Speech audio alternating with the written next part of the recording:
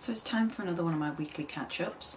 I've been quite busy this week. I was teaching on Wednesday the Norra Bag class, and that went pretty well actually. It's probably one of the best classes that I've done so far, and it's the first bag making one, so maybe I need to do more of those. We didn't get as far as I would have liked, so there's a bit of homework, and I've also decided that if we don't finish the bag in the class, I might do a video like this just to go through the last stages and make sure that everybody gets a finished bag at the end of the process. That might be something that I introduce in future for other classes as well. Maybe that would benefit other people as well, as doing like almost like a sew along but without giving away too much of the pattern. The first one that I'm going to do is the Norra Bag because that's the one that I have the class for, and we're just at the end of the pattern now.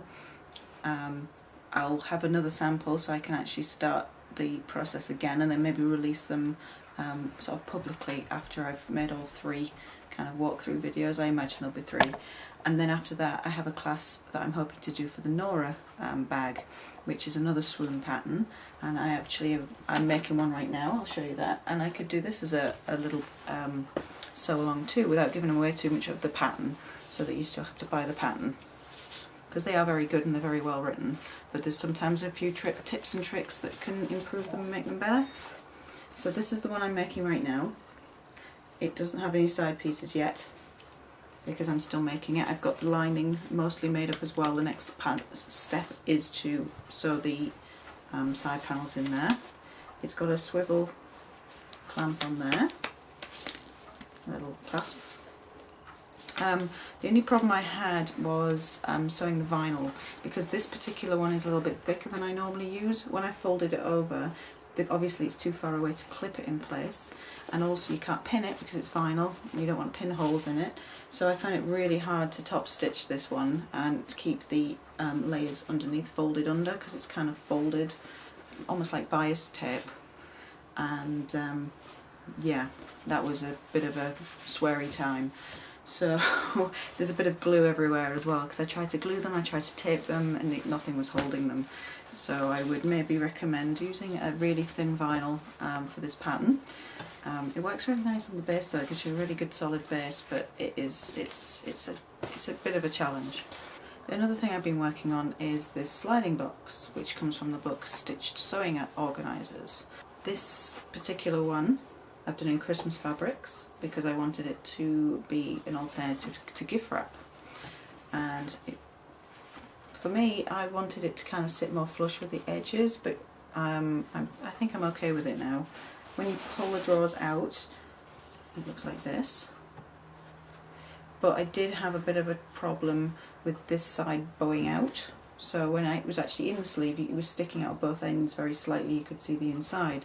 So Alex, my husband, suggested that I sewed these corners a little bit, which isn't actually part of the pattern, and that has fixed it. So if you're having the same problem, hopefully that's a good tip for you as well.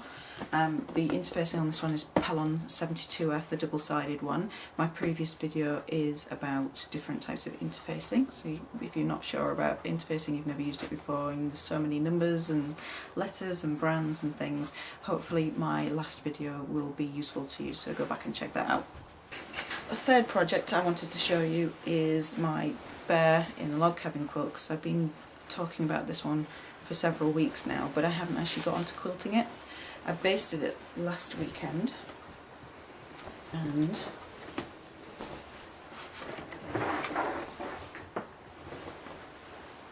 this is where we've got,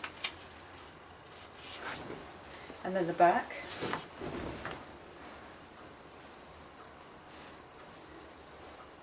The back is the flannel, plus it has this little strip that I sewed in as well just to make it long enough. So at some point, once I finish this bag, I will move on to quilting this. New fabric. I bought this one, which you saw on the box, and this is all I have left of this now. This is from Tula Pink's Holiday Homies line. I might get some more of that because I really like that. I really like the goose on that, and also from the same collection I got these little deer, and I'm thinking about buying the green one of these as well. There's about half a metre there. My plan was originally to do one of the prints on the outside of the box, one on the inside, but I felt like it might be a bit of a waste of this one. just because you don't really see it so much on the inside, and I wanted to keep the inside reasonably plain, and I sort of thought, well, it's not critical, but I still managed to find a shiny linen in my collection with some silver in it that I thought looked quite Christmassy anyway. And then another one I was going to make, because I didn't have the book when I ordered the fabric, I thought that the box might be a bit smaller, because the pattern that she has, Aneela has, is it has a smaller version and a bigger version.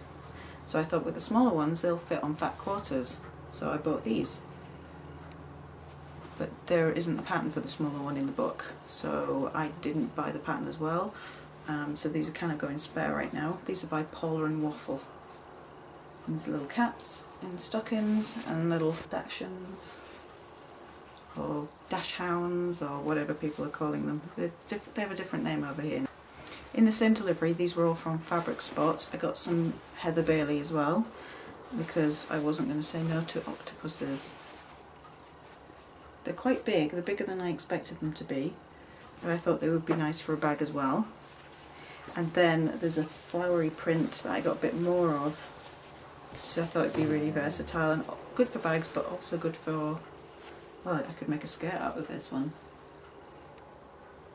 It'd be good for quilting as well. And then when you order from them, they send you another fabric that they think that you'll like as a freebie. So I got a free fat quarter of this too. So that pretty much rounds up my week. I've got the second half of the class on Wednesday, so hopefully we'll have something to show from that. Other plans are to quilt that quilt with the bears on that I showed you, and have a bit of a tidy up because this room is getting into a bit of a mess. And I'm going to start designing some more quilt patterns as well. I've got 3 designs in my head that I want to get down on the computer. So yeah, we should have quite a lot to talk about next week.